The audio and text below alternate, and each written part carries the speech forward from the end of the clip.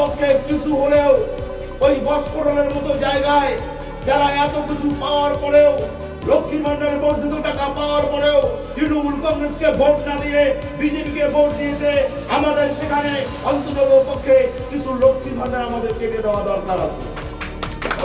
আমাদের দেখানো দরকার আছে যে টাকাটা মমতা ব্যানার্জি দিচ্ছে, রাজ্য সরকার দিচ্ছে, তৃণমূল কংগ্রেস পরিচালিত সরকার দিচ্ছে, এটা নরেন্দ্র মোদী বাবার টাকা নয়, এটা তৃণমূল কংগ্রেসের সরকারের টাকা। এই টাকাটা আপনাদের দিচ্ছি, এটা আমাদের বুঝিয়ে দিতে হবে। আমরা শুধু বস্ফোরণ বা সুপরপুরি নয়, প্রত্যেকটা অন্তরে অন্তরে অন্তত পক্ষে মানুষকে একটু জানানো দরকার।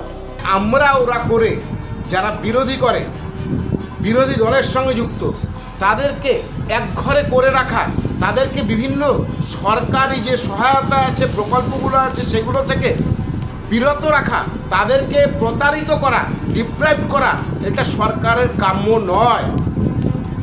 সরকার সকলের জন্য বিচারকের ভূমিকা পালন করবে। এক্সের যেমন সরকার কাজ করবে, সরকার সহায়তা দেবে, ওয়ের জন্য ঠিক সেরকমই দেবে। নিরপেক্ষ দৃষ্টিভঙ্গিতে সরকারের চলা উচিত। সেখানে সরকারের শাসক দল যে আছে, সেই শাসক দলের নেতার যদি এরকম মন্তব্য হয়, এর থেকে দুর্ভাগ্যজনক কিছু নয়। আমরা মনে করি সকলের প্রকল্পের সুবিধা পাওয়ার অধিকার আছে, সেই অধিকার প্রদান করার দায়িত্ব সরকারের। এই যে এরা যারা সরকার তৃণমূলের নেতারা এইসব মন্তব্য করছে, ভাষণ দিচ্ছে, এরা হারমাদ দ্বারা পরিচালিত, এরা হারমাদের মতন আচরণ করছে। আমরা চাই দ্রুত ব্যবস্থা গ্রহণ করা উচিত। হ্যাঁ, সেটা হয়তো অনেক সময় বলার। আমরা প্রতিহিংসা পরায়ণ নই, আমরা প্রতিহিংসা পরায়ণ একদম নই।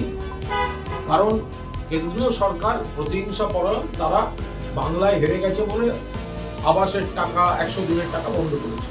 কিন্তু মমতা বন্দ্যোপাধ্যায় সরকার, এটা তারা অত্যন্ত উদার বলে যেসব এলাকায় তৃণমূল কংগ্রেস হেরে গেছিল, সেখানেও কিন্তু প্রত্যেকটি সরকারি কর্মসূচি বহাল ছিল।